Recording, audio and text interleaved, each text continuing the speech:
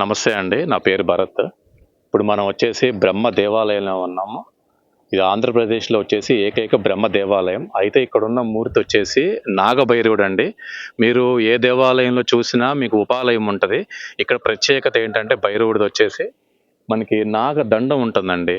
నాగదండం పక్కన చూడండి. ఆ నాగదండం వచ్చేసి తర్వాత అది కింద దాకా ఉంటది పైనుంచి. అంటే 8, 9 అడుగులు ఉంటది సుమారుగా. స్వామివారు వచ్చి ఒక 9 అడుగులు ఉంటారనుకోండి. 7-8 అడుగులు. ఆ నాగదండం కింద నుంచి మళ్ళీ మనకి కొసొచ్చేసి 4 కపాలాలు ఉంటాయి మొత్తం. ఆ కపాలాలు వేలాడుతూ ఉంటాయి అన్నమాట ప్రత్యేకత. ఇంత ఇక్కడ స్వామివారు చాలా శక్తివంతులండి.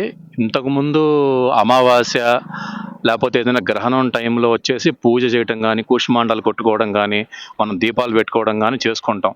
ఇక్కడ ఎవరన్నా మీరు జపం చేసుకోవాలన్నా గానీ, అంటే మిగతా ఆలయాల్లో మనల్ని ఎవరు కూడా పూజ చేయనివ్వరు. ఇక్కడ వచ్చేసి ఏంటంటే మనంతట మనమే మన చేతులతో భైరవుడికి మనం పూజ చేసుకోవచ్చు.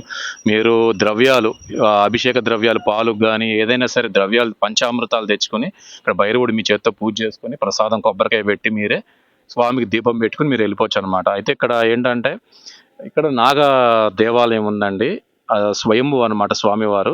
సో, సంతానం కోసం గానీ, ఏదైనా ధూళి, దుమ్ము ఇట్లా ఏదైనా ఉంటే గనక అక్కడొచ్చి స్వామివారిని దర్శించుకొని, ఇక్కడొచ్చి బ్రహ్మ దేవాలయం, తర్వాత చంద్రమౌళీశ్వర స్వామివారు. బ్రహ్మసూత్రంతో ఉన్నటువంటి ఇక్కడ దగ్గరలో ఉన్నటువంటి శివాలయం, బ్రహ్మసూత్ర శివాలయం చాలా పవర్‌ఫుల్ అది గూడా.